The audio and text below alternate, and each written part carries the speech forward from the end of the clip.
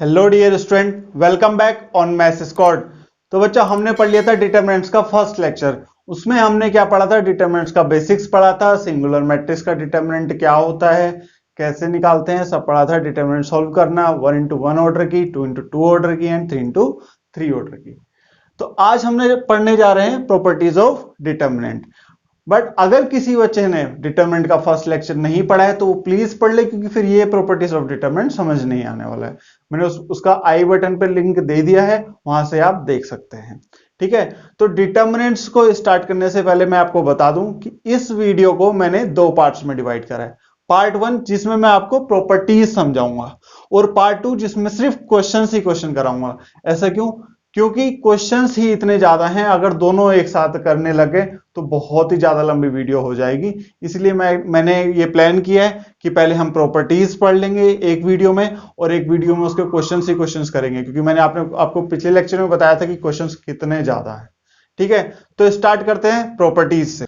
तो property number 1 क्या बोलती है? If each elements of any row और column is zero then the value of determinant is zero. ये मैंने बताया था, ये साइन क्या शो करता है? डिटरमिनेंट का।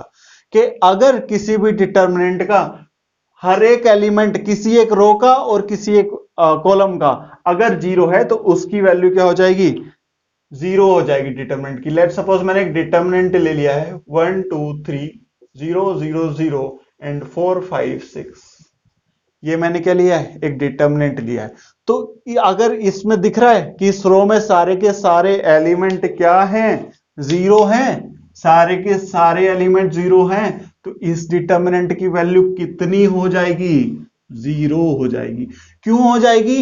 मैंने डिटरमिनेंट सॉल्व करना सिखाया था। 3 इंटू 3 ऑर्डर की डिटरमिनेंट है। क्या करो?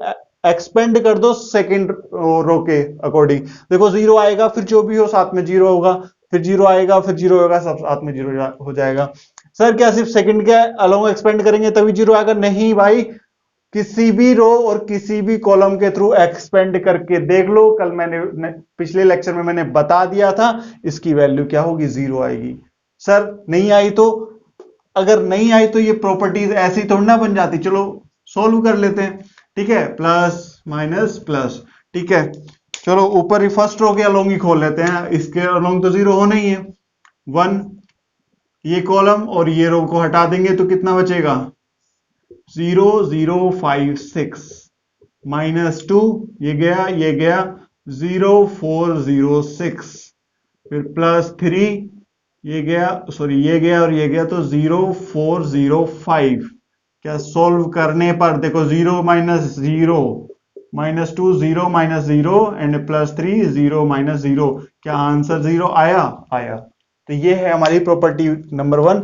ये ऐसा नहीं है कि किसी रो में, किसी कॉलम में भी अगर किसी एक कॉलम के सारे एलिमेंट क्या होते हैं? जीरो होते हैं, तो उसका उस डिटरमिनेंट का आंसर कितना होगा? जीरो हो जाएगा। उस डिटरमिनेंट की वैल्यू कितनी हो जाएगी? जीरो हो जाएगी। ठीक है, ये थी हमारी प्रॉपर्टी नंबर 1। बढ़ते हैं प्रॉपर्टी नंबर 2 की तरफ। कुछ प्रॉपर्टी ने बोला है the value of determinant remains unchanged if its rows and columns are interchange. कुछ याद आया? जब रो और कॉलम को इंटरचेंज, रो को कॉलम में इंटरचेंज कर रहे हैं, कॉलम को रो में इंटरचेंज कर रहे हैं, तो क्या होता था? ट्रांसपोज होता था। तो ट्रांसपोज का डिटरमिनेंट इक्वल होता है डिटरमिनेंट के। ठीक है, किसी भी मैट्रिक्स का मैं डिटरमिनेंट ले लूं और उसी मैट्रिक्स का मैं ट्रांसपोज लूं, तब जाके डिटरमिनेंट लूं। लेट हमारी एक ए मैट्रिक्स है, A I J M N into N order की, एम इंटू एम ऑर्डर की। ठीक है, इसका अगर मैं डिटरमिनेंट लेता हूं तो लेट सपोज एक वैल्यू आती है, कितनी आती है? सपोज एक्स आ गई।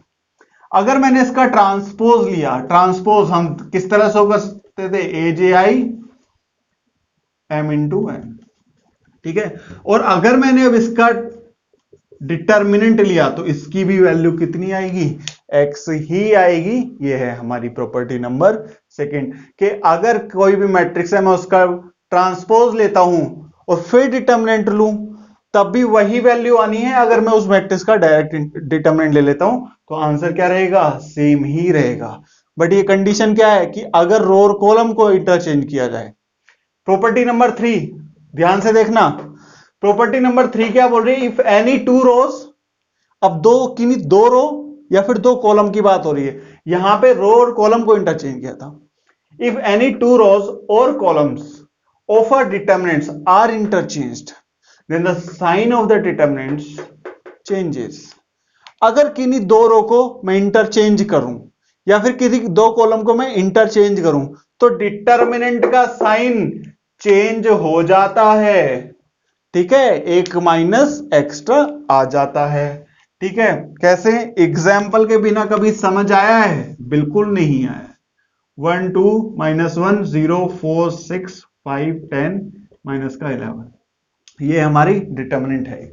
डिटरमिनेंट, अगर मैं इसकी दो रो को क्या कर दूं, कोई भी दो रो इंटरचेंज कर दूं, लेट्स सपोज मैंने ऑपरेशन लगा दिया, R1 को R2 से मैं इंटरचेंज कर रहा हूं, या दो कॉलम को इंटरचेंज कर दूं तब भी कोई दिक्कत नहीं है।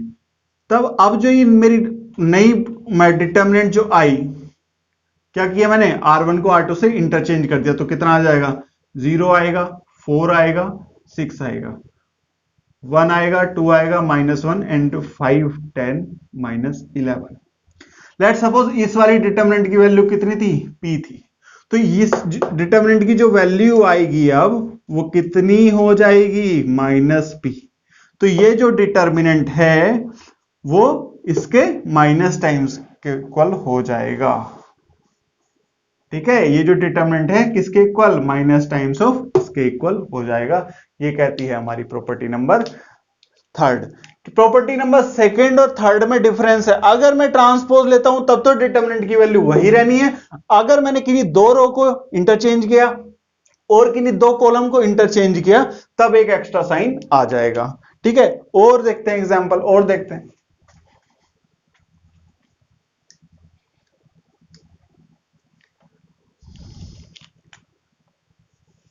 मेरी एक डिटरमिनेंट है 1 2 -1 0 5 6 2 -1 3। ठीक है, अगर मैं आपने क्या किया, इन दो कॉलम को इंटरचेंज कर दिया, C1 चेंजेस टू C2, तो डिटरमिनेंट क्या हो जाएगा, C1 चेंजेस टू मैंने C2 किया है 2 5 एंड -1 1 0 2 -1 6 और 3।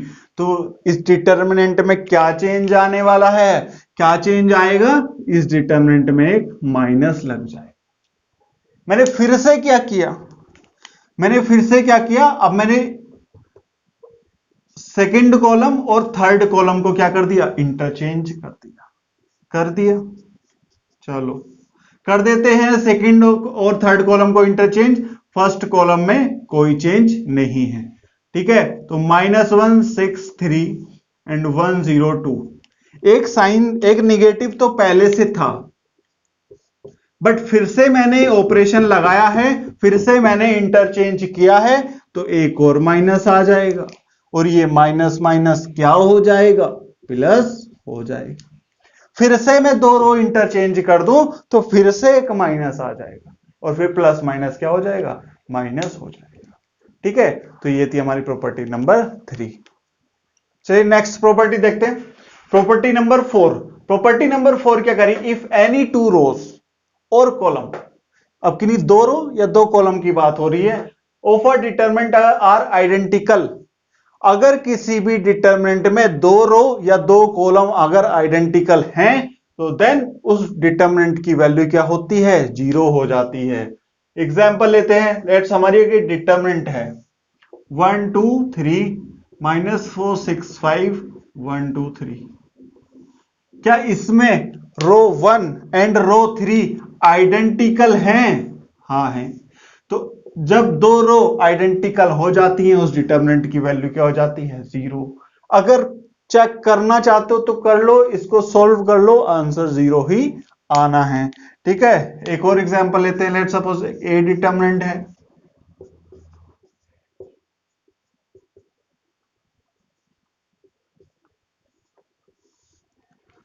ये एग्जांपल देखते हैं। ठीक है, क्या इसमें दो कॉलम आइडेंटिकल नजर आ रहे हैं, आ रहे हैं, तो इस डिटरमिनेंट की वैल्यू भी कितनी हो जाएगी, 0 हो जाएगी। तो किसी भी डिटरमिनेंट में अगर दो रो या फिर दो कॉलम या दो से ज्यादा, या दो कॉलम से ज्यादा, या दो रो से ज्यादा, तीनों की तीनों आइडेंटिकल हो जाएं तब 0 हो जाएगा। ठीक है, अगर 4x4 की मैट्रिक्स है, उसमें दो इक्वल हो जाएं, दो आइडेंटिकल हो जाएं, तीन हो जाएं, चारों की चार हो जाएं, तब उस डिटरमिनेंट की वैल्यू क्या आ जाएगी? 0 आ जाएगी। ठीक है, नेक्स्ट प्रॉपर्टी क्या करती है? If each element of a row और column of a determinant is multiplied by k, अगर मैं कोई भी एक डिटरमिनेंट है, किसी एक रो को या किसी एक कॉलम को मैं किसी एक कांस्टेंट से मल्टीप्लाई कर देता हूं, तो उस डिटरमिनेंट की वैल्यू भी उसी कांस्टेंट से मल्टीप्लाई हो जाती है।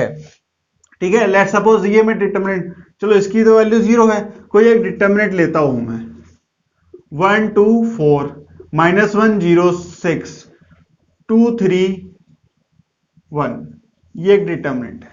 लेट्स सपोज इसकी वैल्यू क्या है? p है। ठीक है, इसकी वैल्यू क्या है? p है। मैं क्या कर रहा हूं, फर्स्ट रो को सपोज 2 से मल्टीप्लाई कर देता हूं। मैंने क्या चेंज किए? R1 को मैंने 2 से मल्टीप्लाई कर दिया, तो मेरी डिटरमिनेंट एक न्यू डिटरमिनेंट आई। ठीक है, कैसी आएगी? मैंने इसको 2 से मल्टीप्लाई कर दिया, 2 4 8 -1 0 6 2 3 1। तो जो इस डिटरमिनेंट की जो वैल्यू आएगी वो किससे मल्टीप्लाई किया था? k से मल्टीप्लाई, किसी एक रो को किया था, दो को नहीं किया था। ठीक है, तो k टाइम्स ऑफ हो जाएगा। सर अगर इसको भी मल्टीप्लाई कर देंगे 2 से, इसको भी मल्टीप्लाई कर देंगे 2 से, तो एक और 2 आ जाएगा, है ना? तो ये यहाँ पे कितना हो जाएगा? 2 हो जाएगा। तो अभी मैंने इसको मल्टीप्लाई किया तो एक 2 आया, इसको भी मल्टीप्लाई करूंगा तो 2 आ जाएंगे, और तीनों को मैंने 2 से मल्टीप्लाई कर दिया तो 2 का क्यूब आ जाएगा। ठीक है, एक रो को या फिर किसी एक कॉलम को अगर एक कांस्टेंट से मल्टीप्लाई करता हूं तो एक कांस्टेंट आ जाता है, एक कांस्टेंट आ जाता है। अगर मैंने दो रो को एक साथ मल्टीप्लाई किया तो k इंटू के स्क्वायर आ जाएगा। अगर मैंने तीन रो को एक साथ मल्टीप्लाई किया या तीन कॉलम को एक साथ मल्टीप्लाई किया तो कितना आ जाएगा? k क्यूब आ जाएगा। ये मैट्रिक्स नहीं है कि मैट्रिक्स को अगर मैं मल्टीप्लाई कर रहा हूं तो ईच एंड एवरी एलिमेंट से मैं मल्टीप्लाई करूंगा, नहीं। यहां डिटरमिनेंट में तुम किसी एक रो से मल्टीप्लाई कर सकते हो, किसी एक कॉलम से मल्टीप्लाई कर सकते हो, किसी एक रो से कॉमन ले सकते हो, किसी एक कॉलम से कॉमन ले सकते हो। मैट्रिक्स में ऐसा नहीं होता था। मैट्रिक्स में अगर मल्टीप्लाई करना है तो सारे के सारे एलिमेंट से मल्टीप्लाई होता था, और अगर कॉमन लेना है तो सारे के सारे एलिमेंट से कॉमन आता था। ठीक है, तो इसीलिए प्लीज मैट्रिक्स पढ़ लें जिन बच्चों ने नहीं पढ़ लिया, क्योंकि मैट्रिक्स का बेसिक्स होना बहुत जरूरी है डिटरमिनेंट में। ठीक है, ये होगी हमारी प्रॉपर्टी नंबर 5। ओके, चलिए बढ़ते हैं प्रॉपर्टी नंबर 6 की तरफ। प्रॉपर्टी नंबर 6 क्या कहती है कि इफ सम और all elements of a row और column are expressed as the sum of two और more terms, then we can split the determinant as a sum of two और मोर डिटरमिनेंट्स।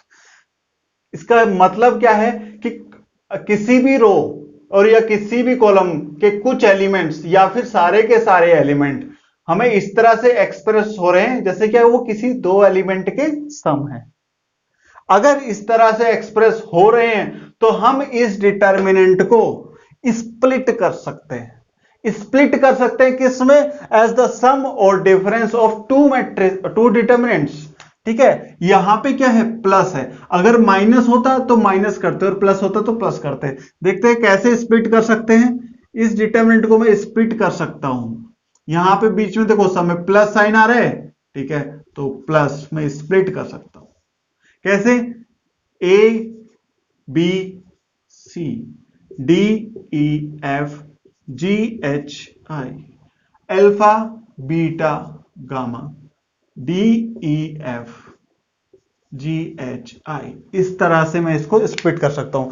मुझे एक रो में ये सारे के सारे एलिमेंट इस तरह से एक्सप्रेस हो रहे थे कि जैसे ये दो टर्म्स का क्या है? सम है। तो इस डिटरमिनेंट को मैं स्प्लिट कर सकता हूं दो डिटरमिनेंट्स में। यहां पे प्लस का साइन था तो प्लस, अगर सब में माइनस का है तो माइनस का ले सकते हैं। ठीक है, अब ये क्या हो जाएगी? Determinant 1 plus determinant 2। ठीक है, तो इस डिटरमिनेंट को मैं इस तरह से एक्सप्रेस करता हूं। एग्जाम्पल देखते हैं, और एग्जाम्पल देखते हैं। लेट ये एक हमारी डिटरमिनेंट है, ठीक है, x प्लस वाई और z plus W and p plus Q, a plus B plus C plus D, 1 2 3, ये हमारी एक डिटरमिनेंट है। यहां पे भी मुझे इन रो के कुछ टर्म्स इस तरह से नजर आ रहे हैं जैसे कि ये दो टर्म्स के क्या हैं, सम है। ठीक है, तो क्या मैं इसको ऐसे स्प्लिट कर सकता हूं? क्या मैं इसको ऐसे स्प्लिट कर सकता हूं? किस तरह से कि x और z एंड p और a and b and c 1 2 3 y w q b c d 1 2 3। क्या मैं ऐसे स्प्लिट कर सकता हूं? क्या ये सही है? क्या ये चीज यही है? क्या लग रहा है, जल्दी बताओ। कर सकता हूं क्या मैं ऐसे स्प्लिट? तो बच्चों जो जो बोल रहे हैं कि हाँ सर बिल्कुल कर सकते हैं, बिल्कुल हो सकता है, तो ऐसा बिल्कुल भी नहीं हो सकता। ये बिल्कुल गलत है। क्यों गलत है? मैंने यहां पे देखो इनडायरेक्टली दिखा दिया था कि एक बार में किसी एक रो के अकॉर्डिंग स्प्लिट करते हैं, किसी एक कॉलम। अभी इस रो के अकॉर्डिंग स्प्लिट किया तो बाकी सारी की सारी सेम है। अगर इस रो के अकॉर्डिंग स्प्लिट कर रहे हो तो फिर इसको स्प्लिट नहीं कर सकते। ठीक है, अगर इसको स्प्लिट कर रहे हो तो इसको स्प्लिट नहीं कर सकते। ये मैट्रिक्स नहीं है, मैं फिर से बोल रहा हूं, ये मैट्रिक्स नहीं है। मैट्रिक्स में कैसे ऐड करते थे कि इन सारे एलिमेंट को ऐड करते थे, बट यहां पे ऐसा नहीं होता है। ठीक है, किसी एक रो को एलिमेंट ऐड कर सकते हैं अगर बाकी की सारी रो, उल्टा अगर मैं कन्वर्स अगर बोलूं कि अगर देखो दोनों रो सेम है तब इनको हम ऐड कर सकते हैं और ये ऐसे की ऐसी रहेंगी, अगर मैं कन्वर्स बोलूं तो अगर ये गलत है तो सही क्या है? तो सही ये है कि हम क्या x, अगर इस रो को के अलोंग हम सॉल्व कर रहे हैं तो ये तो बिल्कुल सही है, एक्स वाई जेड और वाई डब्ल्यू क्यू। गलत क्या हो गया? गलत ये हो गया कि इस रो को भी हमको सेम रखना है, a plus B plus C and C plus D, a plus B and B plus C and C plus D. अब ये बिल्कुल सही है, अब ये बिल्कुल सही है। ठीक है, तो ये थी हमारी प्रॉपर्टी नंबर 6। और एग्जांपल सर, कुछ हल्का हल्का सा कुछ समझ नहीं आया, ठीक है, और करते हैं। देखो एग्जांपल, एक डिटर्मिनेंट दी हुई है 1 plus sign theta, 1 plus cos theta and 0। ठीक है, और 1 1 0 साइन थीटा कोस थीटा 1। ठीक है, तो क्या मैं इसको स्प्लिट कर सकता हूं?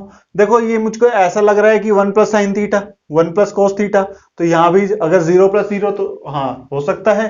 तो इसको मैं स्प्लिट कर सकता हूं। कैसे स्प्लिट कर सकता हूं?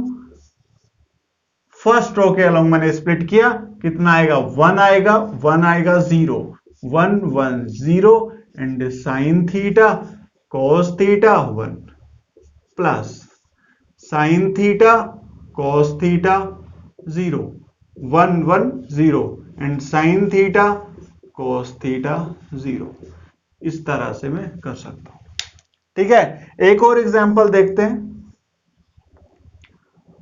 1 minus sine theta, 1 minus cos theta, 1 plus tan theta, x plus Y, y plus Z and z plus W and 1 plus 2, 1 plus 2 नहीं, p plus q, q plus r and r plus s। इस determinant को हमको split करना है। तो सबसे पहले तो तुम्हारे दिमाग में यह होना चाहिए अब किसके अकॉर्डिंग स्प्लिट करना है। सब फर्स्ट रो के अकॉर्डिंग स्प्लिट करना है या सेकंड रो के अलोंग स्प्लिट करना है या थर्ड रो।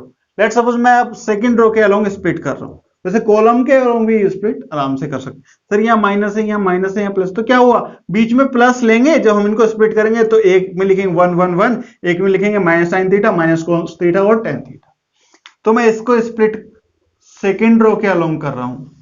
ठीक है, तो कितना आएगा? 1 माइनस साइन थीटा आएगा, 1 माइनस कोस थीटा आएगा और 1 प्लस टेन थीटा आएगा। x y and z and P plus Q आएगा एंड Q प्लस R आएगा एंड R प्लस S आएगा, प्लस यहाँ पे एक डिटर्मिनेंट आ जाएगी कितना 1 minus sine theta 1 minus cos theta 1 plus sine theta, ऐसे ही आएगा। यहाँ पे क्या, ये तो सब सेम ही रहेगा और यहाँ पे कितना आ जाएगा, y आ जाएगा, z आ जाएगा एंड w आ जाएगा। ठीक है सर, इसके अकॉर्डिंग स्प्लिट करना था तो ये सब सेम रहेंगे, इसके अकॉर्डिंग स्प्लिट करना था तो ये दोनों सेम रहेंगे, इसके अकॉर्डिंग स्प्लिट करना था तो ये दोनों सेम रहेंगे, बाकी दो डिटर्मिनेंट। सर अभी हमको इसको भी सोल्व करना है तो कर लो, फिर से आगे सोल्व कर लो। अब इसके अलोंग सोल्व करना है तो ये दो डिटर्मिनेंट में चेंज हो जाएगा। ठीक है, इसके अलोंग सोल्व करना है तो ये दोनों सेम रहेंगे। ठीक है, तो ये हमारी प्रॉपर्टी नंबर 6 कहते हैं। Next property and last property seventh property क्या करें, if in a determinant we apply row और कॉलम ऑपरेशन बिटवीन टू और मोर रो और कॉलम्स, ठीक है, ऑफ एडिशन और subtraction, then determinant value will not change. ठीक है, इसका मतलब क्या है कि अगर कोई एक डिटर्मिनेंट है 1 2 माइनस 1 3 4 0 1 5 6, अगर इसमें मैं रो ऑपरेशन लगा दूं और कॉलम ऑपरेशन लगा दूं तो इस डिटर्मिनेंट की वैल्यू सेम रहेगी। लेट सपोज इस डिटर्मिनेंट की वैल्यू कितनी है, a है। अब मैंने अगर इसमें ऑपरेशन लगा दिया कितना, R1 changes to R1 plus R2, ठीक, और लगा दो प्लस R3, कोई जरूरी नहीं है दो या दो से ज्यादा भी हो सकते हैं। मैंने ऑपरेशन लगाया तो ये जो मैट्रिक्स की वैल्यू आई, सपोज मैंने मान लिया इसके डिटरमिनेंट की वैल्यू चेंज हो गई, तो इसमें ऑपरेशन लगाते हैं, चेंज कर दिया R1 में सबको चेंज कर दिया, R1 plus R2 plus R3, तो 1 plus 3 4 and 5, 2 4 6 and 5 11, minus 1 plus 0 and plus 6 is 5, 3 4 0 1 5 6। जो अब इस डिटर्मिनेंट की जो वैल्यू आएगी अभी भी कितनी आएगी, a ही आएगी। इसमें और ऑपरेशन लगा दो बट डिटर्मिनेंट की वैल्यू चेंज नहीं होगी। लेट सपोज मैं इसमें ऑपरेशन में लगा रहा हूं कि R1 changes to R1 minus 2 times of R2, इसमें मैं ये ऑपरेशन लगा रहा हूं, कॉलम में भी लगा सकते हैं। ठीक है, तो मैंने ऑपरेशन लगाया, किस में चेंज हो रहा है, फर्स्ट में चेंज हो रहा है माइनस 2, तो 5 माइनस 2 टाइम्स ऑफ ये, तो 5 minus 6 minus 1, 11 minus 2 times of 4 3 आ जाएगा, 5 माइनस 2 टाइम्स ऑफ 0 5, 3 4 0 1 5 6। अभी भी इस डिटर्मिनेंट की वैल्यू क्या रहेगी, सेम। तो del equals to del 1 equals to del 2, ये डिटर्मिनेंट की वैल्यू क्या रहेगी, सेम। ये हमारी प्रॉपर्टी नंबर 7 बोलती है। तो एक छोटा सा क्विक रिवीजन करते हैं। प्रॉपर्टी नंबर 1 फर्स्ट क्या थी कि अगर किसी भी रो और किसी भी कॉलम में सारे के सारे एलिमेंट 0 हैं तो डिटर्मिनेंट की वैल्यू 0 होगी। सेकेंड प्रॉपर्टी क्या बोलती थी कि अगर मैं डिटर्मिनेंट के रो को और कॉलम को इंटरचेंज कर दूं तो मेरी डिटर्मिनेंट की वैल्यू चेंज नहीं होगी। थर्ड प्रॉपर्टी क्या बोलती थी कि अगर मैं किसी दो रो या फिर दो कॉलम को आपस में इंटरचेंज करूंगा तो डिटर्मिनेंट की वैल्यू क्या हो जाएगा, साइन उसका चेंज हो जाएगा। ठीक है, अगर प्लस था तो माइनस हो जाएगा, फिर से मैंने चेंज किया फिर से क्या आ जाएगा, एक और माइनस, फिर से मैंने इंटरचेंज किया फिर से क्या आ जाएगा, एक और माइनस आ जाएगा। फिर नेक्स्ट प्रॉपर्टी क्या बोलती थी, प्रॉपर्टी नंबर 4। प्रॉपर्टी नंबर 4 ने क्या बोला था कि अगर किसी भी दो रो या दो से ज्यादा या दो कॉलम या दो से ज्यादा अगर आइडेंटिकल है किसी डिटर्मिनेंट में तो उस डिटर्मिनेंट की वैल्यू कितनी हो जाएगी, 0 हो जाएगी।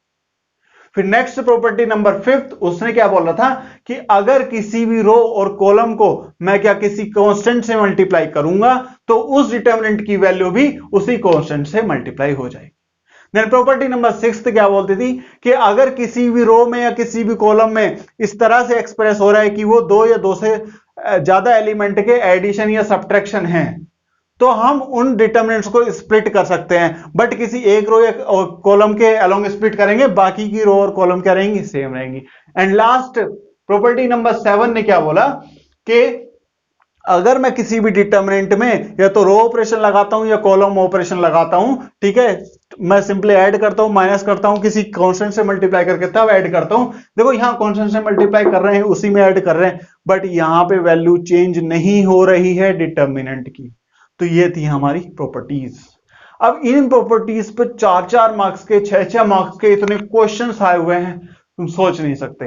पर जो प्रैक्टिस करके जाएगा वो क्वेश्चन करके आ जाएगा, और जो प्रैक्टिस करके नहीं गया तो वो समझ नहीं पाएगा कि क्वेश्चन स्टार्ट कैसे करना।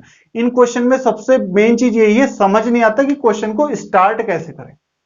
ठीक है, एक बार स्टार्ट हो जाए तो आंसर आने के चांसेस हैं, बट स्टार्ट कैसे करें यही समझ नहीं आता है। तो ये हम अब नेक्स्ट लेक्चर में सिर्फ क्वेश्चन ही क्वेश्चंस करेंगे।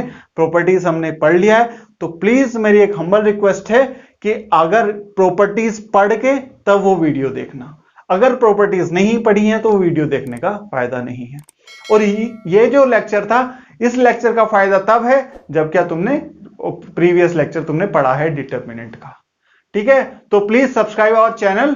ठीक है, और बेल आइकन का बटन दबा दीजिए अगर आपको हमारी वीडियो सबसे पहले चाहिए। हम अच्छी अच्छी वीडियोस के साथ आपके सामने आ रहे हैं और पूरा कंप्लीट सिलेबस कराएंगे क्लास 12th का।